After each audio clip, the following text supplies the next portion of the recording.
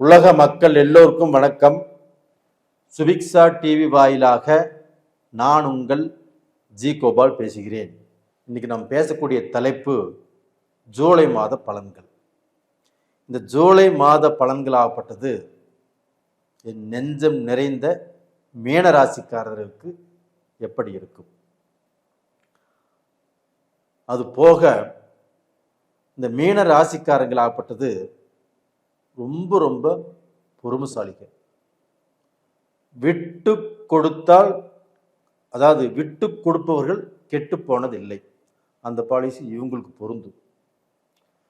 இது மாதிரி வாழ்க்கையில் நிறைய விட்டு கொடுத்து நிறைய பொறுமையாக இருந்து அதனால் நிறைய சோதனைகளையும் நிறைய கஷ்டங்களையும் நிறைய துரோகங்களையும் சந்தித்து சில பெண்களால் பிரச்சனைகளையும் அனுபவித்து அதில் பாடம் கற்றுக்கிட்டு இனிமேலாவது எங்களுடைய வாழ்க்கை நல்லா இருக்கணும் அப்படின்னு அந்த தெய்வத்தை விடாப்பிடியாக பிடித்து கொண்டிருப்பவர்கள் இந்த மீனராசிக்காரர்கள் தான். அவங்களுக்கு இந்த ஜூலை மாத பலன்களாகப்பட்டது நல்லா இருக்குமா அப்படிங்கிறதா உங்களுடைய கேள்வி. இப்போ அவங்க ஜென்மத்திலேயே சனி பகவான், 3ஆம் இடத்துல சுக்கிர பகவான் ரிஷபத்தில், 4ஆம் இடத்துல குரு பகவான் சூரிய பகவான், 5ஆம் இடத்துல புதன் பகவான், 6ஆம் இடத்துல செவ்வாயும் கேதுவும், கும்பத்தில் ராகு பகவான். இது இந்த மாத கிரக அடைவுகள்.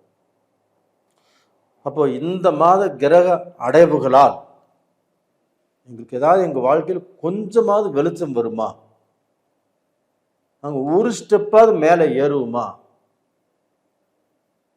எங்கள் மக்கள் படிப்பு இல்லை அவங்களுடைய திருமண வாழ்க்கை, இல்லை திருமணம் ஆயிடுச்சு அவங்களுடைய குடும்ப வாழ்க்கை, இது நல்லா இருக்குமா சார்? நீங்கள் கேட்ட கேள்வி நியாயமானது தான். கண்டிப்பாக உங்கள் பொண்ணுக்கு கல்யாணம் ஆயிடுச்சு, அந்த பொண்ணுடைய வாழ்க்கையிலுமே இப்போ பிரச்சனை போயிட்டுருக்குது. அந்த பிரச்சனைக்கு ஏதாவது சொல்யூஷன் கிடைக்குமா? இல்லை உங்கள் குழந்தைக்கு குழந்தை பாக்கியம் இல்லை, உங்கள் மக்களுக்கு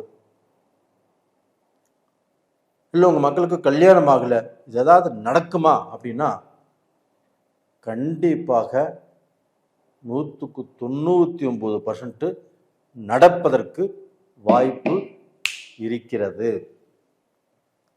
ஏன் சொல்கிறேன் அப்படின்னா, உங்களுடைய ராசிநாதன் குரு பகவான், அந்த குரு பகவான் 4ஆம் இடத்திலிருந்து 10ஆம் இடத்தை பார்க்குறாங்க. அது போக அதே 4ஆம் இடத்திலிருந்து மீனராசிக்கு 8ஆம் இடத்தையும் பார்க்குறாங்க. இந்த பார்வை பலத்தால் கண்டிப்பாக உங்களுக்கு வரக்கூடிய கெட்டது கண்டிப்பாக தீரும், தடைகள் கண்டிப்பாக விலகும். அப்போ இந்த பீரியட்ல பார்த்தீங்கன்னா உங்களுக்கு சில நல்ல விஷயங்கள், உங்களுக்கு மனசை சந்தோஷப்படுத்தக்கூடிய விஷயங்கள், நீங்க இத்தனை நாள் எதிர்பார்த்து காத்துட்டு இருந்த விஷயங்கள், அது உங்களுடைய குழந்தைகளால் இருக்கலாம், உங்களுடைய குடும்ப வாழ்க்கையில் இருக்கலாம், உங்களுடைய பிஸ்னஸில் இருக்கலாம், எது வேணுமானா இருக்கலாம். அந்த மாதிரி விஷயங்கள் இந்த பீரியடில் நடப்பதற்கு வாய்ப்பு இருக்கிறது. இப்போ ஜென்மத்தில் சனி இருக்கிறார் இல்லையா, அவரை பற்றி கவலையே படாதீங்க. உங்களுக்கு சுக்கிர பகவான் இப்போ 3ஆம் இடத்துல ஆட்சியோடு இருக்கிறாங்க. அப்போ அந்த சுக்கிர பகவானுடைய அனுகிரகமாகப்பட்டது குடும்பத்தில் சந்தோஷம் கிடைக்கும், மனைவியால் நல்ல திருப்தி கிடைக்கும், குடும்பத்தில் இழந்த சந்தோஷத்தை கண்டிப்பாக மீண்டும் அடைய போகிறீர்கள், காதல் கல்யாணம் ஒர்க் அவுட் ஆகும். அப்போ நீங்கள் எதிர்பார்த்த விஷயங்கள் கண்டிப்பாக நடக்கும். அதுபோக இந்த சூரியனும் குருவும் ஒரே இடத்துல இணைந்து 4ஆம் இடத்துல இணைந்து இருக்கிறதுனால அந்த 4ஆம் இடம் என்பது சுகஸ்தானம். உங்களுக்கு 6ஆம் இடத்த அதிபதி 4ஆம் இடத்தில் இருக்கிறதுனால, இது குருவோடு இருக்கிறதுனால உங்களுக்கு உடம்புக்கு வரக்கூடிய பிணிப்பீடை பிரச்சனைகள், மருத்துவ செலவுகள் இது எல்லாமே குறையும். ஹாஸ்பிட்டல்லேருந்து இப்போ ஒரு விபத்து ஆயிடுச்சு, அட்மிட் பண்ணிக்கிறாங்க, அவருக்கு உயிரே போயிடும் அப்படின்னு டாக்டர் சொல்லியிருந்தா கூட கண்டிப்பாக தப்பிச்சுக்குவார். அப்போ எப்பேற்பட்ட சூழ்நிலையிலையும் இந்த பீரியடில் நல்லது தான் நடக்கும். அது போக உங்களுடைய பழக்க வழக்கத்தால் ஒரு உயர்வு கிடைக்கும், நல்ல நட்பு உருவாகும். விஐபினால் ஒரு ஒரு நல்ல பழக்க வழக்கத்தின் மூலியமாக நீங்கள் உயர வளர்வதற்கு வாய்ப்பு இருக்கிறது. அதுபோக மீனராசிக்காரங்க திரைப்படம் திரை உலகில் இப்போ நீங்கள் ஆட்சி பண்ணலாம். அதுபோக நீங்கள் கதாசிரியராக இருந்தாலும் அதை ஜெயிப்பீங்க, டைரக்டராக இருந்தாலும் ஜெயிப்பீங்க, கேமராமேனாக இருந்தாலும் ஜெயிப்பீங்க, ஒரு கதாநாயகனாக இருந்தாலும் கதாநாயகியாக இருந்தாலும் கண்டிப்பாக ஜெயிப்பீங்க. அந்த சினி ஃபீல்டை பொறுத்த வரைக்கும் இந்த பீரியடு உங்களுக்கு ரொம்ப ரொம்ப நல்லா இருக்குது. அப்போ உங்களுக்கு வந்து பல நாள் பட்ட கஷ்டத்துக்கு இந்த பீரியடில் உங்களுக்கு வந்து நல்ல ஒரு பேர் கிடைக்கும். இது உறுதியாக நடக்கும். அது போக இந்த செவ்வாய் பகவான் 6ஆம் இடத்தில் இருக்கிறாங்க. அப்போ வந்து உங்களுடைய பேச்சால் உங்களுக்கு சில பிரச்சனை வரக்கூடிய அளவுக்கு வாய்ப்புகள் இருக்குது. அதனால் பேச்சை மட்டும் நிதானமாக பேசுங்க, எங்கேயுமே பேச்சு விட்டுறாதீங்க. அப்போ வந்து பார்த்தீங்கன்னா நாவடக்கம் உங்களுக்கு வந்து நல்ல வழியில் கொண்டு போய் சேர்த்தும். இப்போ கடன் வந்தாலும் எவ்வளோ வந்தாலும் கட்டிடுவீங்க. இந்த பீரியட் வந்து சொத்து வாங்கிறது, ஒரு வீடு வாங்குறதோ இல்லை வீடு கட்டுறதுக்கு இடம் வாங்குறதோ இல்லை ஏதோ சொத்து வாங்கி போடுறதோ இதை மட்டும் கொஞ்சம் யோசனை பண்ணி செய்யுங்க. அப்படி சொத்து வாங்கினீங்கன்னா அதில் வந்து கண்டிப்பாக ஏதாவது வில்லங்கம் இருப்பதற்கு வாய்ப்பு இருக்கிறது.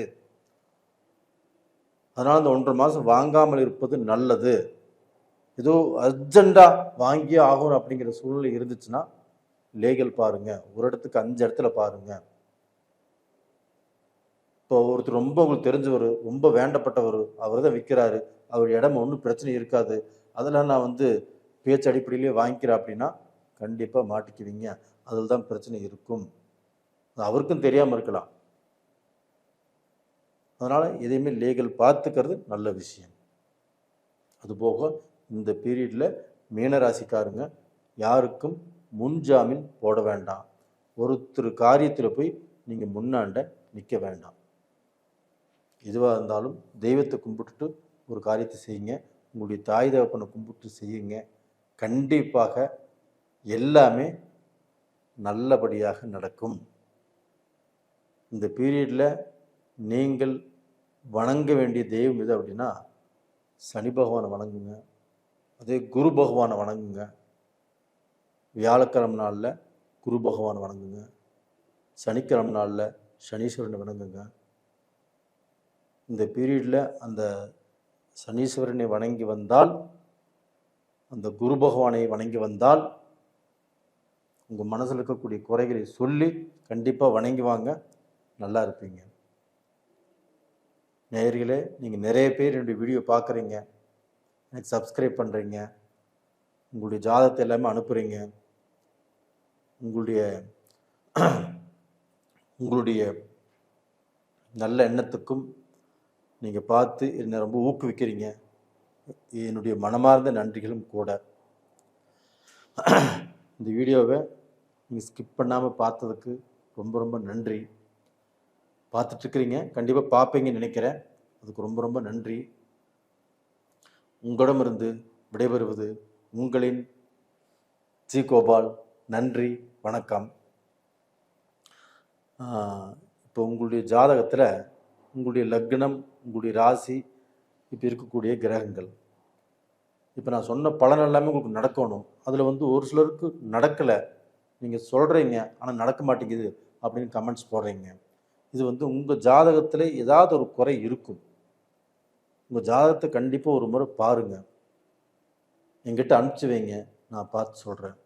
தைரியமாக இருங்க, கண்டிப்பாக நல்லது நடக்கும்.